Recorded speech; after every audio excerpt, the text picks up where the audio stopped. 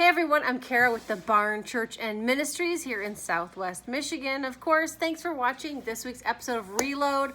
I'm excited to talk to you today. We just like to keep encouraging people to keep going throughout the week and the month and the year. Trust the process. Don't give up. God is on your side, so keep going. Today, I want to talk about being stuck. And not the kind of stuck where in your parking lot or where you're in a parking lot and it's like the first time you've driven at wintertime and where they have you park, you get stuck, because that's what happened to me.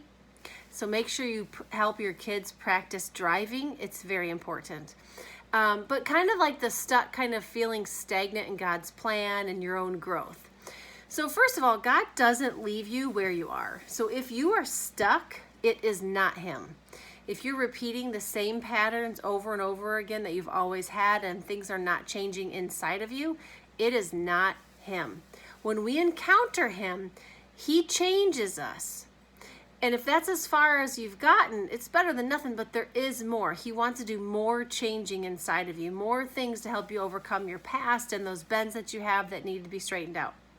But you have a part to play in your growth. And in fact, I've been using lately the word build, because building requires an activity. It requires action. And so we need to be an active participant in our growth or it won't work. It's like someone who goes to counseling for their kids or their spouse because they want to get better for their kids or their spouse. But when people do that for something other than themselves, it just doesn't stick. And I can only harbor a guess as it really boils down to ownership. You know, when they're doing something for somebody else instead of to improve themselves, there's not as much ownership in it. My kids take way better care of their stuff that they buy with their own money than they do with our stuff. Why? Because they have ownership in it, because they worked hard to get that thing or those pair of shoes or whatever it is. So when people go through counseling for any other reason other than to examine themselves and work on themselves to get better, it just doesn't stick. There's a multitude of reasons that we won't discuss today. But if you're stuck, maybe that's one reason. Maybe you need to take some ownership over your hurts and your wounds, even if you had nothing to do with them.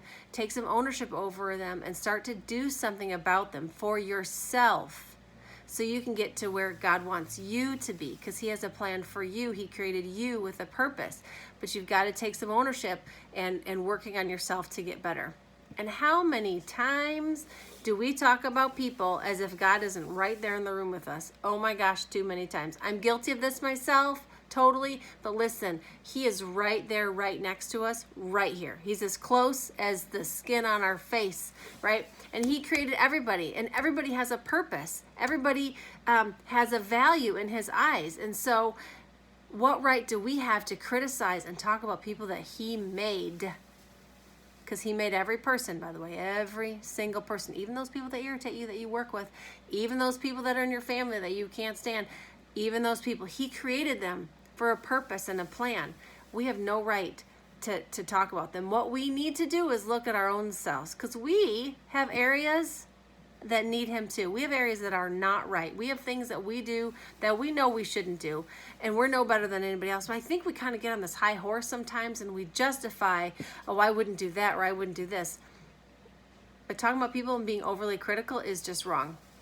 So remember, I'm not just talking to you, I'm talking to myself as well.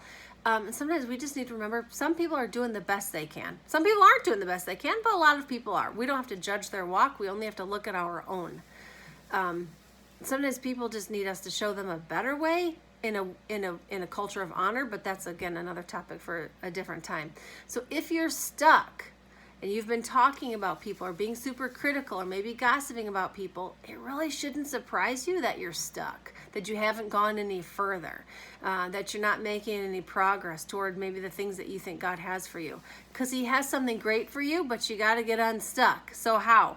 Get in His presence and change your thinking. First, His presence changes us. If you're not getting in His presence at least some every day, it's going to be hard for Him to change you from the inside out. Because when He changes us, when He does that, we know the love that He has for us, and we can exude that love to other people. And He can heal those old wounds and those own hurts. But we have to go after it.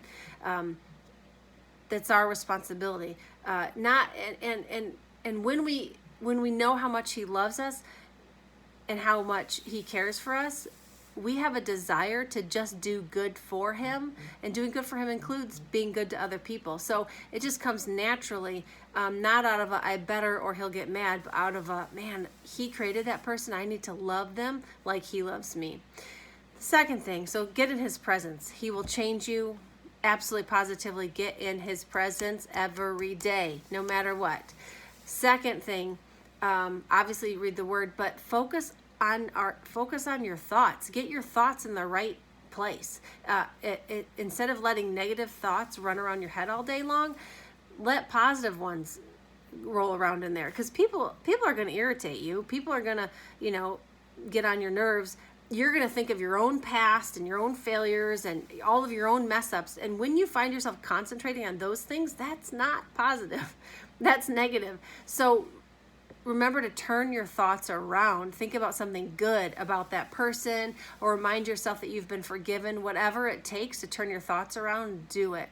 So get yourself unstuck, and you'll be back on your way to accomplishing all that God has for you. Because remember, he really does have something awesome for you, even if it doesn't look like it right now. Even if you're not sure how you're going to get there, it doesn't matter how you're going to get there. He knows how you're going to get there. So get yourself unstuck so you can get there.